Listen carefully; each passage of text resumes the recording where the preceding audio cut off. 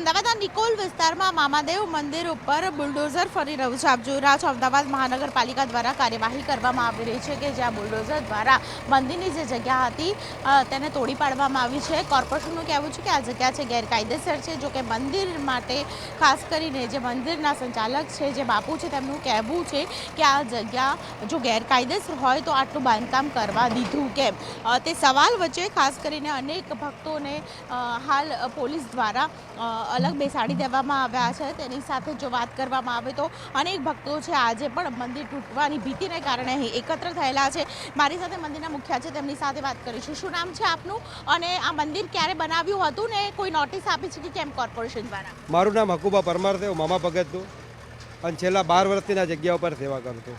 અને આ મંદિર જ્યારે રોડ પર નહોતો નીકળો ત્યારે ખેતરની જગ્યા હતી, ત્યારથી લગભગ 45 વર્ષ તો મારા પપ્પાએ દીવાબત્તી અગરબત્તી કરી રસ્તામાં નીકળતો હતો ત્યારનો। આ મંદિરનું ડેવલપમેન્ટ તમે ક્યારે કર્યું? આ ડેવલપમેન્ટ લગભગ 8 થી 9 વર્ષ થઈ ગયા। એટલે આ ગેરકાયદેસર કામકાજ છે તેવું કોર્પોરેશન દ્વારા કોઈ લખાણ આપવામાં આવ્યું, નોટિસ આપવામાં આવી? કોઈ દિવસ કોઈ લખાણ, કોઈ નોટિસ કોઈ પણ નથી આપવા। શું થયું તો આજે અમારે અહીંયા શનિવાર હોય ત્યારે રામધૂન હોય છે અને સુંદરકાંડનું આયોજન હોય, સાથે આપણે મામાદેવનો દર શનિવારે નાનો મોટો યજ્ઞ હોય છે અને સાથે આપણે બટુક ભોજન કરાવીએ છીએ। એક શનિવાર છોડીને એક શનિવાર, એટલે 2000 માણસની રસોઈ હતી અને ચાલુ યજ્ઞ હતો। પણ સવારે જ કોર્પોરેશન વાળા આવશે ને તોડી નાખવામાં આવશે એવો મેસેજ પણ કોઈ પ્રકારનો મળ્યો છે કે કેમ? ના, એવો કોઈ મેસેજ નહીં, અમે તો અમારા કાર્યમાં હતા। આટલું એ કરત નહીં ને, મેસેજ આવ્યો હતો આ રસોઈનું છે, આ આજે કાર્યક્રમ શું હતો? આ હવન આ છે જ ને, હવનનો કાર્યક્રમ ને બટુક ભોજન। શું કહેશો આ મંદિર તોડી પાડવાના મુદ્દે? ખાસ કરીને કોર્પોરેશન દ્વારા કોઈ પણ પ્રકારની જાણકારી નથી આપવામાં આવી તેવું તમારું કહેવું છે, પરંતુ કેવી રીતે મંદિર છે તેને કારણે શું પ્રોબ્લેમ છે અત્યારે હજારોની પબ્લિકમાં લોકો આવે છે, લોકોને ગરીબ ગુરબા બધાના દુઃખ દૂર થાય છે। અને પ્રત્યક્ષ તમારે જોવું હોય તો જ્યારે થાય છે આરતી થાય ને ત્યારે તમે આવજો ઉપર જોવા માટે। દર ગુરુવારે જાજરા હજુર આરતીના 10,000 માણસ અહીંયા જમે છે। આજે કેટલા લોકો ભેગા થયા?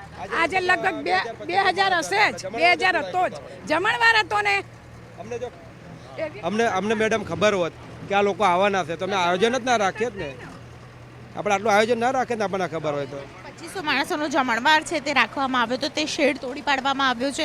ભક્તો તો ગિરનાર છે, પરંતુ તેની સાથે જે મંદિરના મુખ્ય છે તે પણ ખાસ કરીને ગિરનાર છે, કારણ કે કોર્પોરેશન દ્વારા કોઈ પણ પ્રકારની અગાઉ જાણ નથી કરવામાં આવી તેવું તેમનું કહેવું છે।